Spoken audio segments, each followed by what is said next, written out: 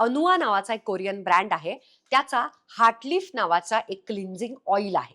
आता cleansing oil काय करतं सांगते. तुम्ही सगळीकडे बाहेर इंटरनेटवरती पाहिलं असेल की तुम्ही मेकअप करत असाल किंवा नसाल जरी करत, तरी रात्री झोपताना मात्र डबल क्लिन्झिंग करायचं असतं. आता डबल क्लिन्झिंग म्हणजे आपल्याला काय वाटतं की जो चेहऱ्याचा साबण आहे, फेस वॉश आहे, तोच दोनदा लावायचा. तर ते तसं नाहीये.